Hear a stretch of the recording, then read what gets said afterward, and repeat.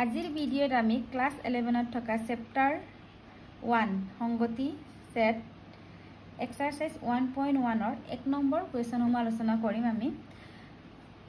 কুৱেশ্যনসমূহ হৈছে তলৰ কোনবোৰ সংগতি যুক্তিয় বিচাৰ কৰা আগতে মই আগৰ ভিডিঅ'ত সংগতিনো কি তাৰ ওপৰত আমি ধাৰণা দিছিলো সংগতি হৈছে আমাৰ কিছুমান উনিৰ্দিষ্ট গুণ বা ৰূপকে আমি সংগতি বুলি কোৱা হয়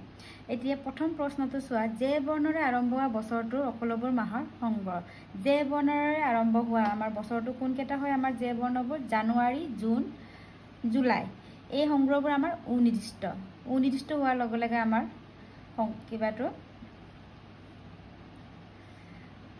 এই সংগ্ৰহবোৰ কি হয়গে আমাৰ এটা সংগতি হয় কি আছিল জানুৱাৰী জুন জুলাই উনিৰ্দিষ্ট গতিকে ই এটা সংগতি এনেকৈ আমি লিখিব লাগে নেক্সট 2 নম্বৰটো হৈছে ভাৰতবৰ্ষৰ 10জন অতি প্ৰতিভাশালী লেখকৰ সংগ্ৰহ এটো আমি আকৌ লেখকৰ প্ৰতিভাশালী লেখকটো আমি নিৰ্বাচন কৰিব নোৱাৰো কাৰণ যাক মই প্ৰতিভাশালী বুলি ভাবো তুমি তাক প্ৰতিভাশালী নেভাবিব পাৰা তেনেকৈ আমাৰ মতামতবোৰ নিমিলিব পাৰে এই কাৰণে এটো এটা উনিৰ্দিষ্ট নহয় গতিকে ই এটা সংগতি নহয় ইয়াৰ আমি কেনেকৈ লিখিছো আমি প্ৰতিভাশালী লেখকৰ নিৰ্বাচন কৰিব নোৱাৰো গতিকে ই সংগতি নহয় কিয়নো প্ৰতিভাশালী লেখকৰ সংজ্ঞা আমি উনিৰ্দিষ্ট নহয়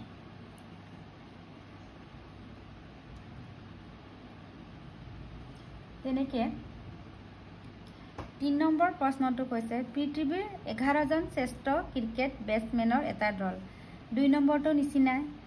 পৃথিৱীৰ আমাৰ বহুত ক্ৰিকেটাৰ আছে তাৰ 11 জনক আমি শ্ৰেষ্ঠ বুলি আমি নিৰ্বাচন কৰিব নোৱাৰো কিয়নো এজন বেটসমেনক আনজনতকৈ আৰু আনজনতকৈ প্ৰতিভাশালী হ'ব পাৰে মই যাক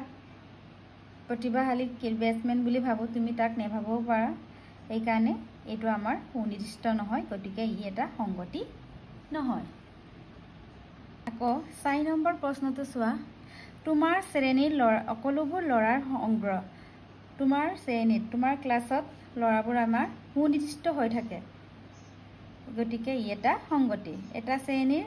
সকলোবোৰ ল'ৰাৰ সংগ্ৰহ কাৰণ তোমাৰ ক্লাছত কেইজন ল'ৰা আছে বুলি ক'লে তুমি ক'ব পাৰা গতিকে ই এটা উনিৰ্দিষ্ট হৈ আছে গতিকে ই এটা সংগতি 5 নম্বৰ প্ৰশ্নটো চোৱা একতকৈ সৰু সকলো স্বাভাৱিক সংখ্যাৰ সংগ্ৰহ একতকৈ সৰু আমাৰ স্বাভাৱিক সংখ্যাবোৰ কোন কেইটা হয় 1 2 3 আপ টু আমাৰ 99 এই সংগ্ৰহটো আমাৰ উনিৰ্দিষ্ট গতিকে ই এটা সংগতি আকৌ 6 নম্বৰ প্ৰশ্নটো হৈছে লেখক মুন্সী প্ৰেমচাঁদ লিখা সকলো উপন্যাসবোৰ সংগ্ৰহ এতিয়া লেখক মুন্সী প্ৰেমচাঁদে লিখা উপন্যাসবোৰ আমি সংগ্ৰহ কৰিব পাৰো আৰু এটো এটা সুনিৰ্দিষ্ট গতিকে ই এটা সংগতি তেনেকৈ আমি কাৰণটো দেখাব লাগে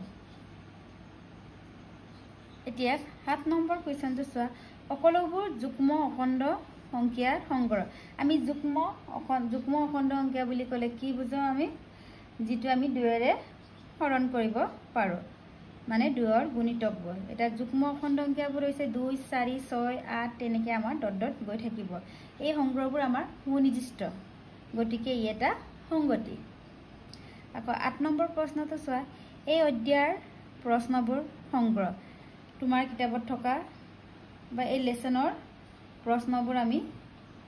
সুনিৰ্দিষ্ট হৈ থাকে গতিকে ই এটা সংগতি হ'ব আকৌ নেক্সট প্ৰশ্নটো চোৱা পৃথিৱীৰ আটাইতকৈ ভয়ানক জন্তুৰ সংগ্ৰহ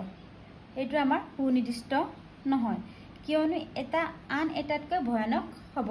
পাৰে গতিকে ই সুনিৰ্দিষ্ট হৈ থকা নাই গতিকে ই এটা সংগতি নহয়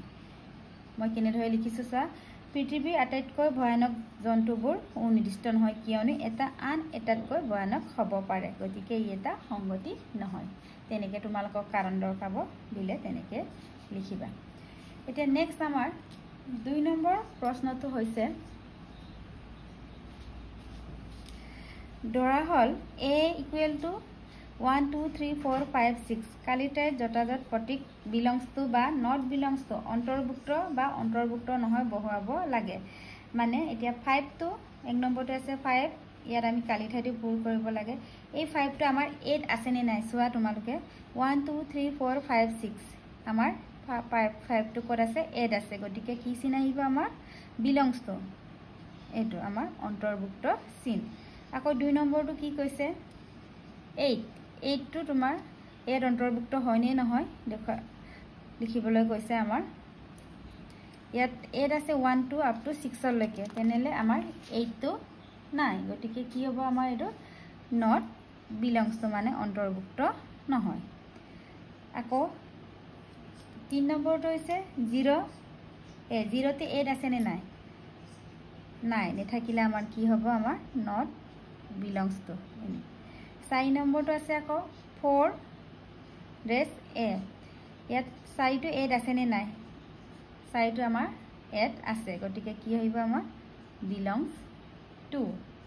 তেনেকে 5 নম্বৰটো 2 টো আমাৰ 8 আছে গতিকে এটো হ'ব আমাৰ belongs to 10 টো আছে নে 10 টো নাই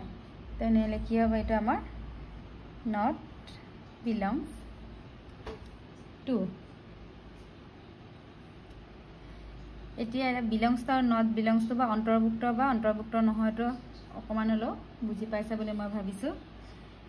ইয়াৰ পিছৰখিনি মই নেক্সট ভিডিঅত আলোচনা কৰিম